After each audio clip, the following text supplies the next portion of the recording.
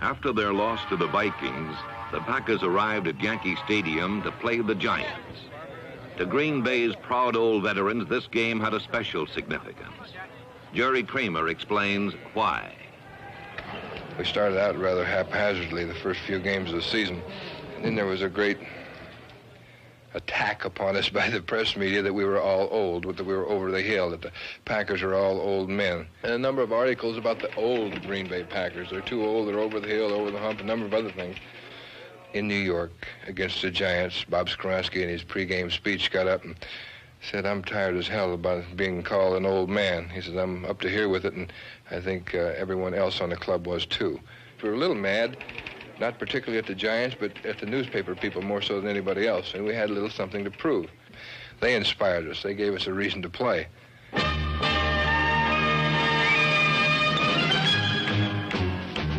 The Packers crushed the Giants 48-21 and proved that all they had lost during the early uncertain days of the season was the use of their quarterback, Bart Starr.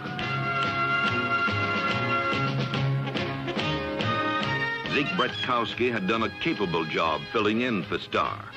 He is a good quarterback, but Starr is a great one. And with him back in the lineup, the Packers became a championship team again. They rolled up 400 yards against the Giants and seemed bent on refuting the experts who had predicted the end of the Green Bay dynasty.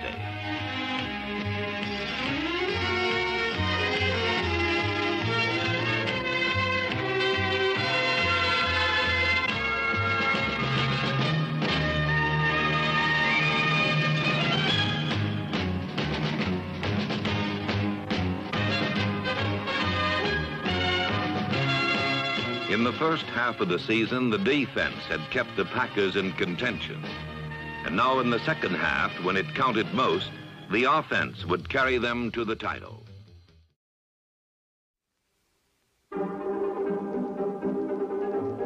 It was the 11th week of the season, and the New York Jets, under the command of Lord Fu Manchu Joe Namath, were in the Oakland Coliseum.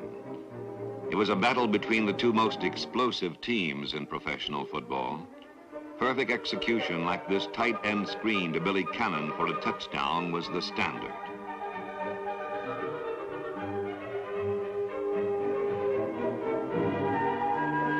An injury to all-pro cornerback Kent McLuhan placed rookie George Atkinson against professional football's leading receiver Don Maynard. Atkinson got an instant education. The lead changed back and forth 6 times before the score was finally tied at 29-all. Then the Jets' Jim Turner kicked a 26-yard field goal, and the Jets had the lead with 1 minute 5 seconds left. New York kicked off to rookie Charlie Smith, who couldn't make it out of bounds. 1 minute and 1 second left. While Charlie Smith gained 20 yards, the network televising the game made the classic blunder that seeded a new expression into the American language. NBC turned off the uncompleted game in favor of a kiddie special called Heidi. Only the sellout crowd of 53,000, the radio audience and West Coast television, were aware of what followed in the now famous Heidi Bowl. New York was penalized 15 yards for face masking. Then that Oakland phenomenon began with only 50 seconds left. Millions of television viewers never saw the rookie from the University of Utah named Smith become a hero in his own hometown.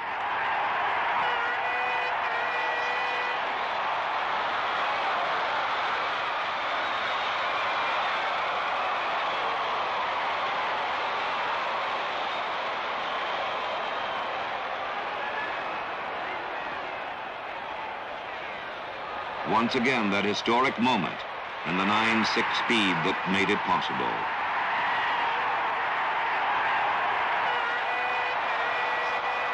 And still 42 seconds left. Mike Eischeid kicked off. Earl Christie bobbled it. Then his own man, number 30, ran into him, and he fumbled. Preston Reidelhuber pounced on the loose ball in the end zone, and the Oakland Coliseum became an enormous secret love-in called the Heidi Bowl.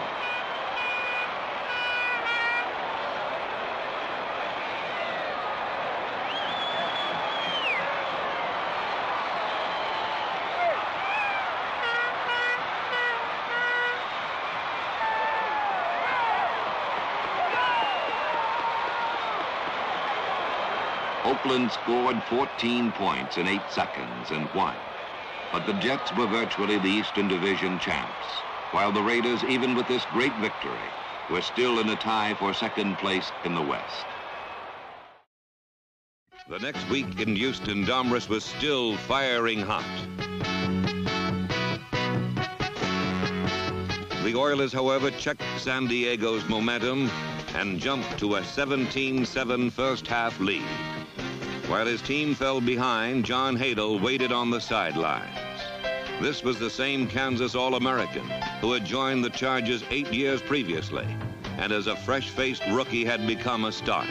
He had evolved into a poised veteran while throwing 133 touchdown passes. Hadel is a demon competitor, a hard-bitten pro who disregards punishment to move his team. But 1969 had gone badly for John Hadel from the beginning. In a preseason game against Los Angeles, Deacon Jones nearly tore his arm off.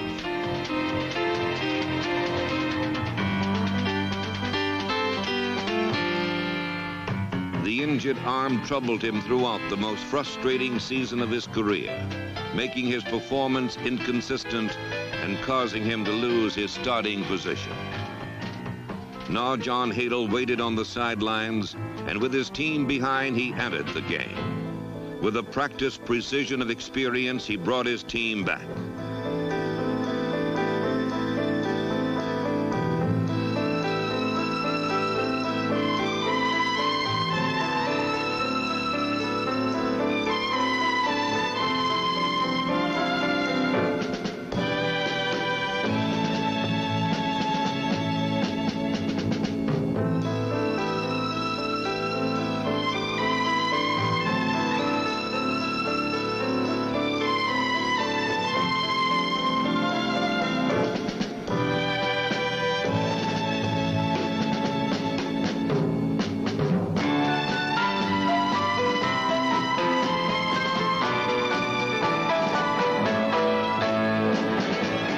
Hadel brought his team back, and behind the rugged thrust of center Sam Gruneisen, number 78 All-Pro guard Walt Sweeney, guard Jim Schmedding, and tackles Terry Owens and Gene Ferguson, the points began to materialize. The Charger defense rallied to the cause as well. They shut out the Oilers in the second half, and then Kenny Graham, with the aid of a crushing block by Rick Redmond, again tallied the deciding points. This time, Graham remembered the $100 fine, and so he retired the ball a different way. Offense and defense united for the 21-17 victory, and John Hadel was back. Be none other than the Miracle Raiders themselves, in a 23rd renewal of the dead-even rivalry that is more like an upheaval of nature than a sporting event.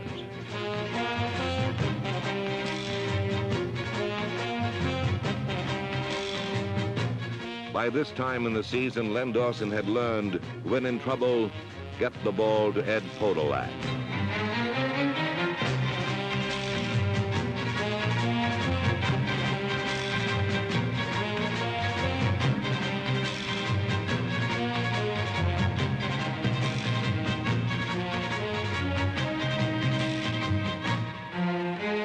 Ed Podolak gained more than 100 yards rushing for the first time in his brief career. Otis Taylor's racehorse powerful stride ground out another 129 spectacular yards.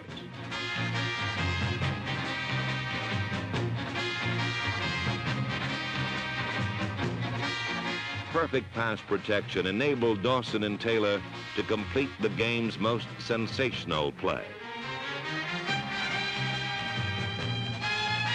Despite these offensive heroics, the Chiefs trailed by 4 in the fourth quarter when fullback Wendell Hayes took a screen pass and careened into Oakland territory. Len Dawson found Otis Taylor clear by 10 yards, and the Chiefs led 17-14 with only 5.5 minutes left in the game. Then came the play which decided the game, and perhaps the season for the Chiefs. With 1 minute, 8 seconds to play, 3rd down, 11 to go, Len Dawson sprinted for 19 yards and apparently the game-clinching first down. Then only madness remained.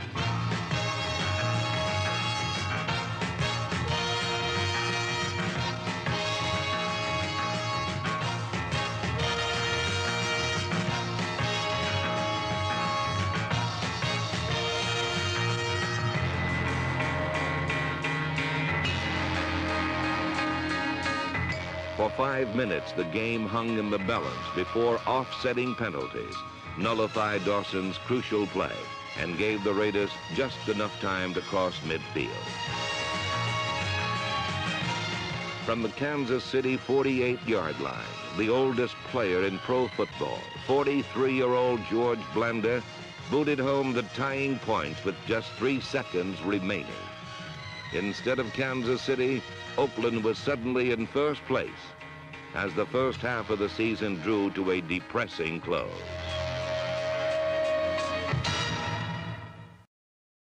The following Sunday, the Browns met the Steelers, leaders of the Central Division. The Mike Phipps aerial show continued, and the Browns jumped off to a commanding 20-3 lead.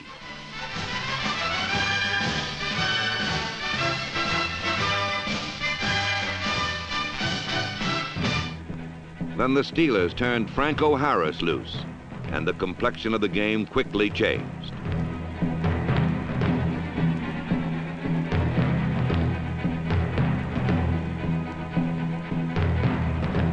Late in the final period, Pittsburgh had taken a 1-point lead and had the Browns in a 3rd and long situation.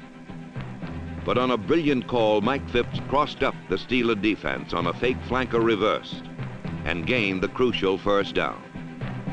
Now with the ball in field goal range and just over 2 minutes left, Cleveland seemed certain to win as Don Cockcroft attempted a 27-yard chip shot.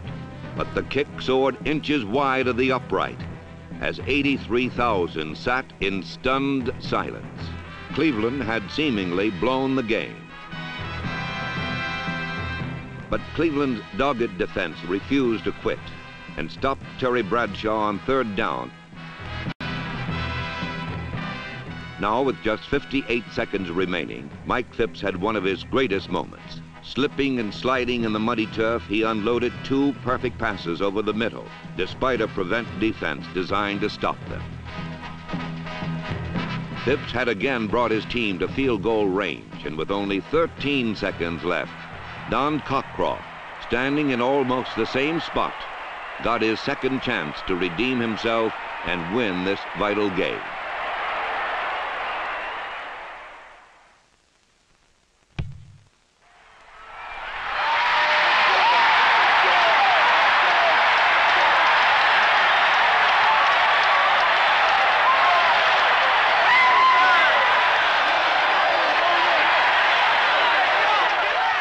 The great come-from-behind win was the Browns' 5th straight and put them in a tie for first with Pittsburgh with a 7-3 record. It was fitting that the man that did it was Don Cockcroft, for his 5th season was also the best season for him. His field goal percentage of 81% was the best in the league, and a 57-yard field goal against Denver was the 2nd longest in NFL history.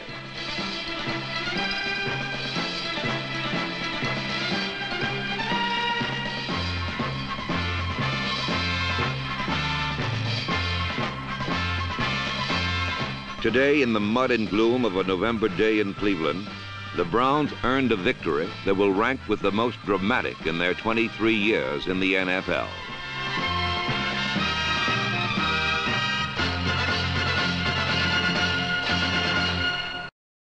Ignoring the high hopes of Packer backers, Dan Devine knew that the Pack would not truly be back until the mighty Vikings were beaten.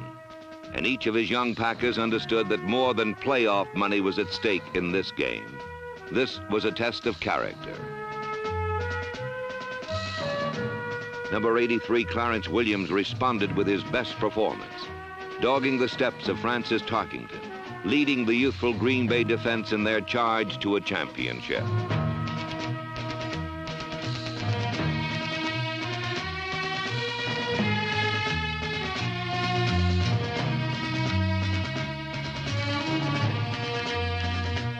And just as Dan Devine had planned it through the darkest days of 1971, the Packer defense was now very real and very earnest, with perhaps the finest matched set of cornerbacks in pro football.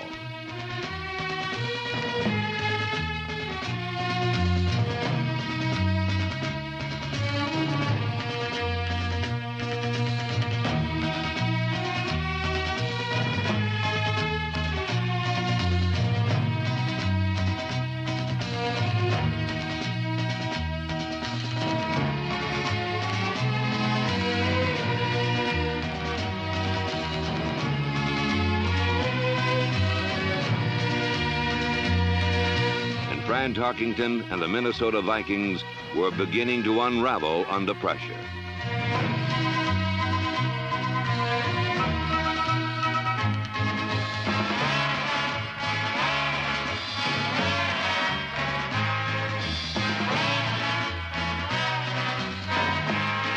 When the Vikings cracked, John Brockington and MacArthur Lane poured through the Purple Gang, eating up huge chunks of yardage on their way to a decisive 23-7 victory in Minnesota.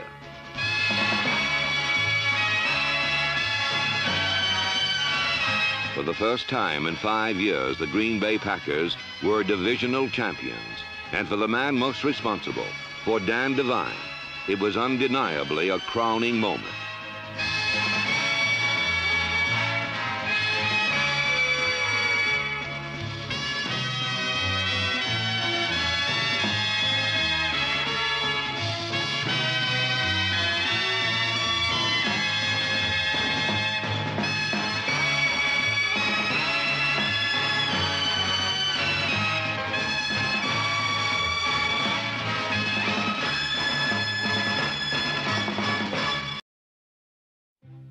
After an opening season loss, the Jets traveled to Baltimore, and in deference to Weeb's farewell appearance, he was given a fond and emotional ovation.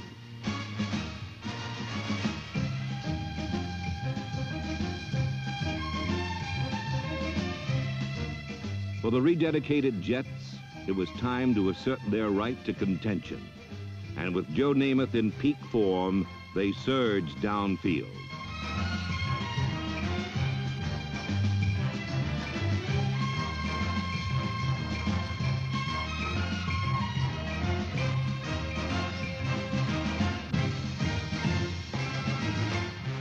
But then the intricate web of fate that somehow ties these two clubs once again descended. And its cruel aftermath was the separated shoulder of Joe Namath. For Joe, it would prove to be 8 weeks of pain and denial.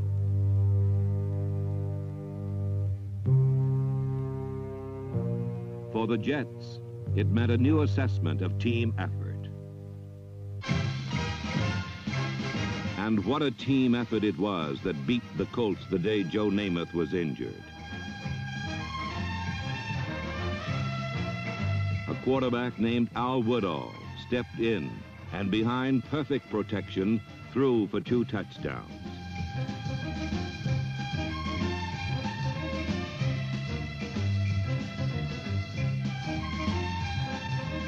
Then the defense took over in an awesome display of arousal as they picked the Colts' top draft choices passes from the air 4 times.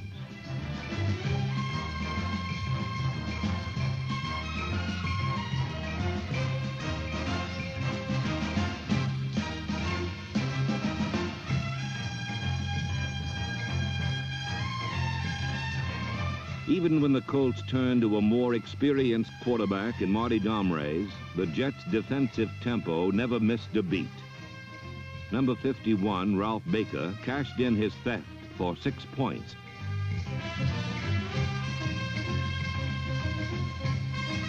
Of the 8 interceptions collected that day, number 46, Rich Sowles, accounted for 3, one of which he scored on to boost the Jets to a true family-style 34-10 victory. Against Dallas, the Eagles ganged up on the Cowboys and turned a tough game into a glorious victory.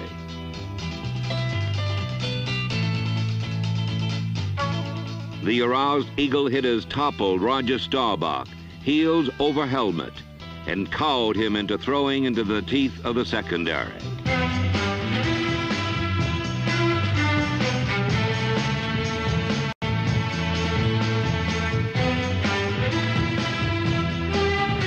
Generaled by Roman Gabriel, the offense was a mix of finesse and fury.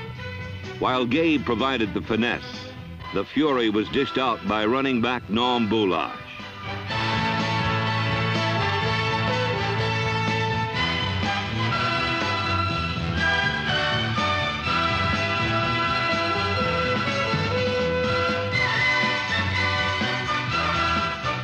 After 11 straight losses to Dallas, the Eagles routed the Cowboys 30-16, and the love affair between a town and its team flowered into full bloom.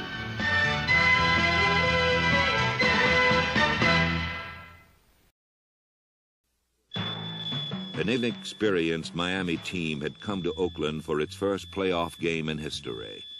Now, 4 years later, the two-time world champions returned to be mocked by a black handkerchief salute.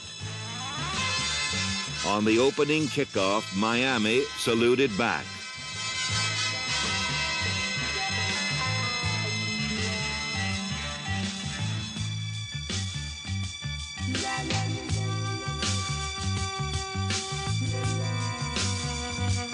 Nat Moore's brilliant 89-yard return set the stage for one of the greatest games in NFL history.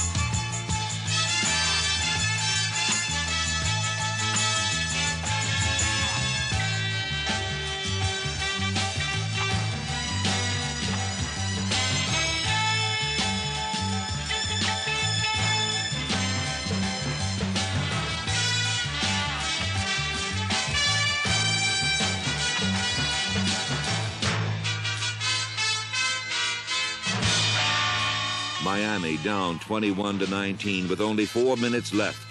The determined Dolphins came back one more time.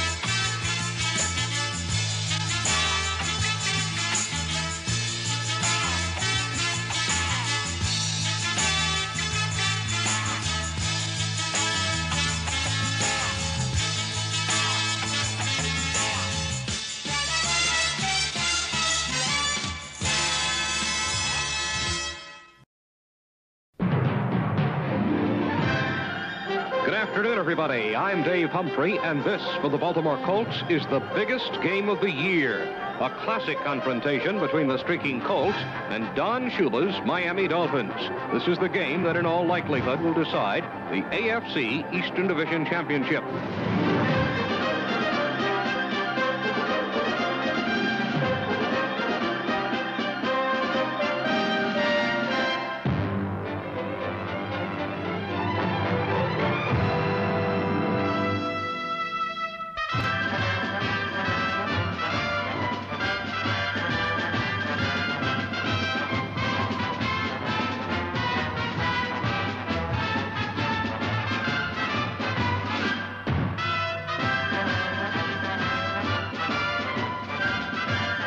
Baltimore's explosive offense was completely muffled by the determined Miami defense.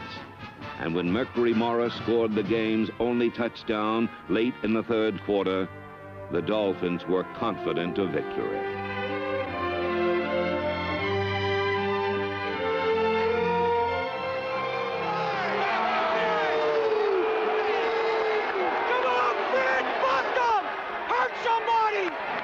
Kind of a mist is beginning to settle in over Memorial Stadium, and it's getting a little bit on the cooler side, and Jones takes it away. He wants to throw. Pressure is coming. Rolls right, sets and fires. Caught by Lydell Mitchell. He's got a first down inside the Miami 40.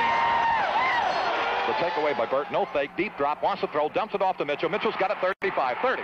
Down to the 25, and he's inside the Miami 25 and taken down at about the 23. Baltimore is on fire. Pitch out to Mitchell to the right side. Swinging back to the 5, to the 2, and he is in. Oh, he scored. 53 seconds to go. What a dramatic moment. Is the fog really now, Chuck, becoming difficult to see the field as we get into overtime. Baltimore's touchdown sends the game into sudden death overtime.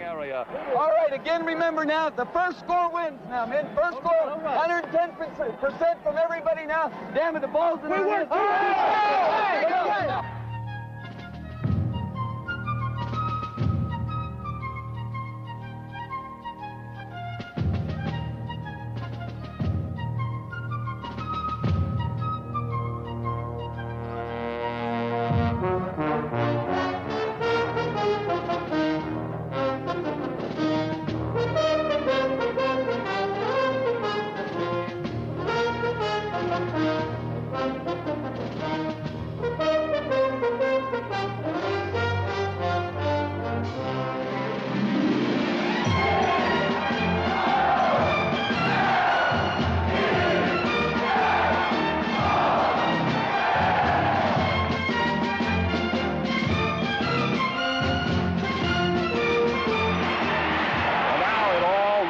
Shoulders of a guy by the name of Tony Linhart.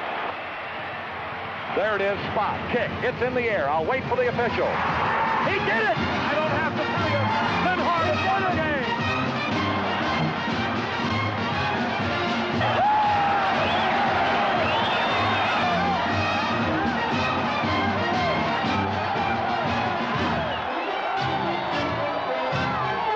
The Colt football team are being mobbed by young football fans who have waited and waited and waited.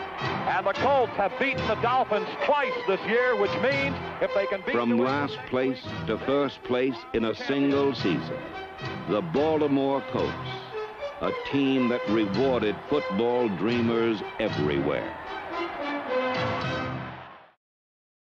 A snowy evening in Cincinnati.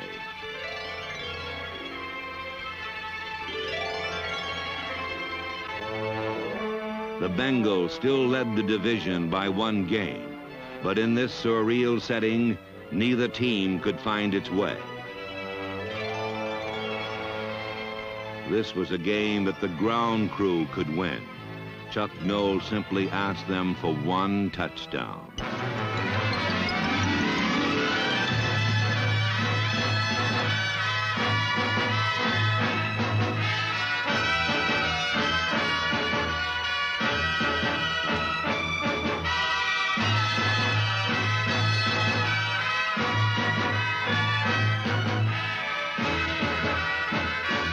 With a 7-3 triumph over the Bengals, Pittsburgh stayed in the race and laughed in nature's face.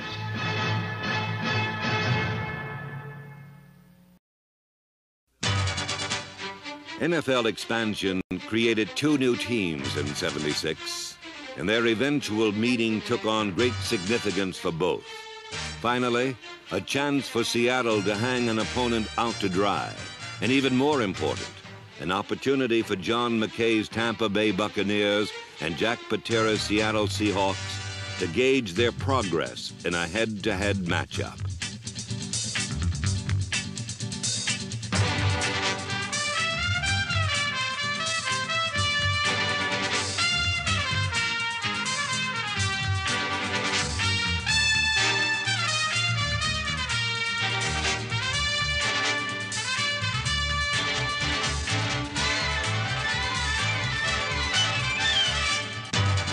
Throughout the first half, Jim Zorn filled the Florida sunshine with footballs as Seattle moved effortlessly goalward.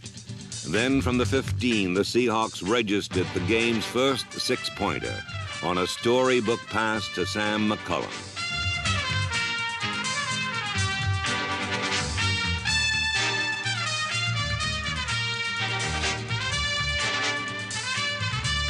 Seattle's flawless execution left the Buccaneers somewhat flustered, and a concerned Tampa Bay sideline sensed momentum slipping away early as the Seahawks went straight for the jugular. But the penalty flag that eclipsed Steve Largent's pass route proved to be a harbinger of misfortune. Largent's apparent score could have KO'd the Bucs, but the powers that be rendered their verdict. The infraction cost Seattle a touchdown, while subsequent events stirred partisan Buccaneer fans to a fever pitch.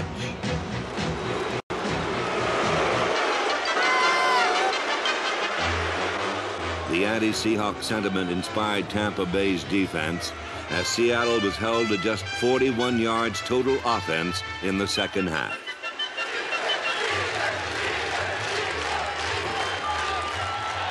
The city of Tampa rallied in support of its team's dramatic reversal.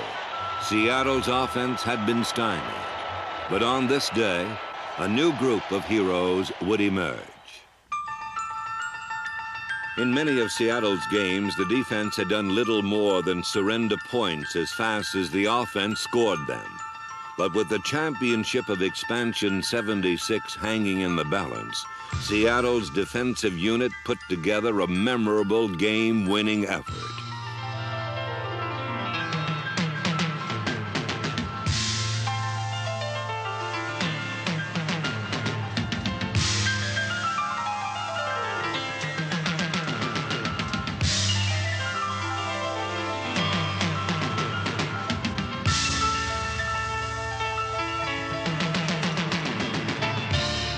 Seattle's defense pulled in the slack as Steve Spurrier's Buccaneer attack could not locate even the smallest hole in the dike.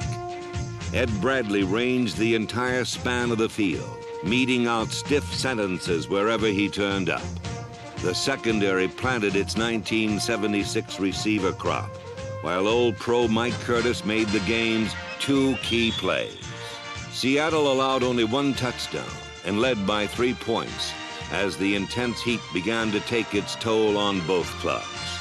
With time on the wane, Tampa Bay needed a last-second field goal to send the game into overtime. But Mike Curtis decided he'd had enough.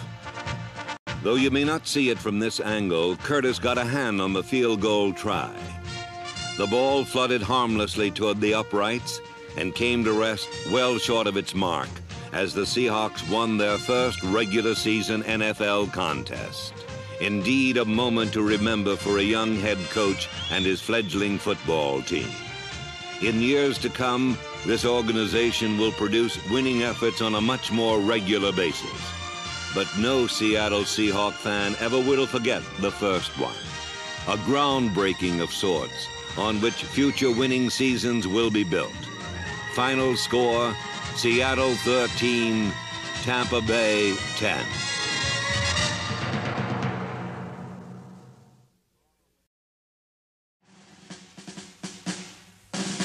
But if Pittsburgh and Oakland believed themselves to be alone atop the American Football Conference, they were mistaken.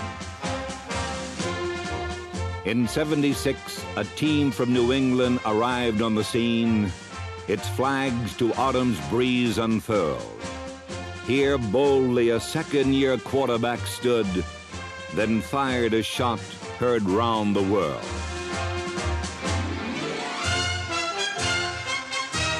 In week 2, Miami fell to New England's finest Patriot, but the critics merely sighed.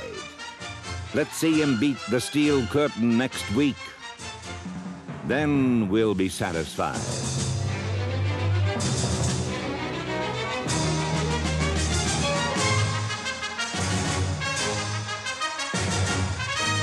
And so in week 3, Steve Grogan passed the Steel Curtain ragged.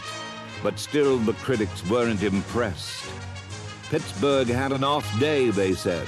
They didn't play their best. Let's see the kid beat Oakland. Now that will be the real test.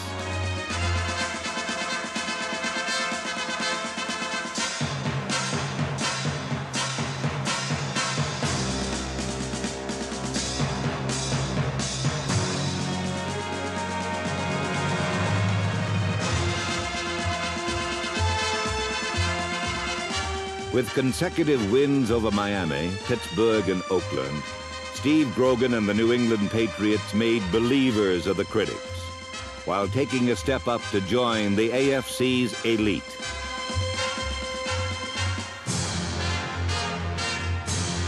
But even the Patriots couldn't win them all in the AFC. That distinction belonged to still another conference powerhouse,